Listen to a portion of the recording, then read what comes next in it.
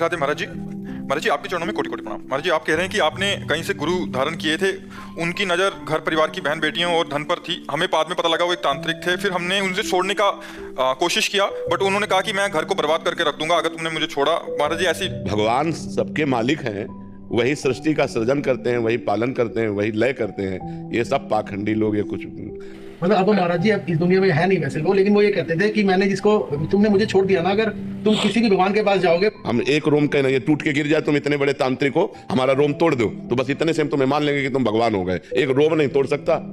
त्रिभुवन में कोई ऐसा पैदा नहीं हुआ कि भगवान के विधान को कोई बदल दे बच्चा। और फिर ऐसे पाखंडी और जो ऐसे नीच प्रवृत्ति बहनी बेटियों पर दृष्टि रखने वाले इन बिल्कुल ऐसे लोगों को एक बार अच्छे से समझ लो कि ये वेश ऐसा है, इसमें बड़े से बड़ा पापी भी छुप सकता है।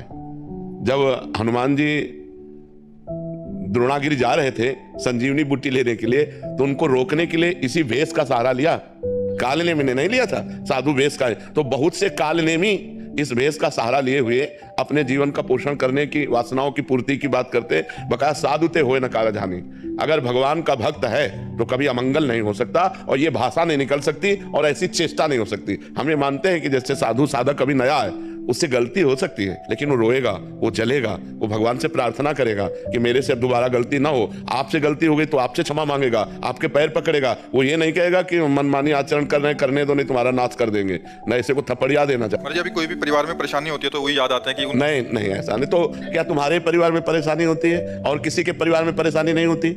सब कोई संसार में परेशान है। कभी अच्छे कर्मों का फल सुख आता है, कभी बुरे कर्मों का फल दुख आता है। कोई ऐसा नहीं बच्चा। तो प्रभु इससे बाहर कैसे निकलना? नाम जप करो, नाम जप से मंगल होगा। इतनी परेशानी हुई है कि बच्चों के रिश्ते भी बंद हो गया ना। भगवान का नाम जप करो। भगवान का नाम जप करने से ही सर्व अमंगल नष्ट हो जाते हैं। जितनी विपत्तियां हैं सब नष्ट हो जाती है। नाम जप करो। हमारे पूर्व के पाप हमें कष्ट दे रहे, कोई तांत्रिक नहीं कष्ट दे रहा है। कोई भी तांत्रिक ऐसा नहीं है कि हमें हमारे कर्म के विपरीत हमको दंड दे सके। ये बात ध्यान रखना। हम बहुत बचपन से सब मिले जुले, सब खुद देखे हुए। वो ये बोलते थे कि आप कितना मर्जी अच्छा कर्म कर लो, तुम्हारा अच्छा कर्म का फल मैं ले जाऊंगा। तो वो भगवान है क्या? कोई भगवान है? कोई भगवान है? हम तुम्हारा चश्मा नहीं ले सकते। तो अरे पुण्य करो यार। ये सब बकवासी लोग हैं, ये सब ड्रामेबाजी लोग हैं। ऐसे ड्रामेबाजी, असत्य भाषण करने वाले प्रपंची व्यभिचारी लोगों पर ऐसी आस्था। महाराज जी, लोग बहुत फंस जाते हैं। कुछ चला है, कुछ बोल दिया उसमें, मतलब ये बहुत बड़ा चल रहा है महाराज जी।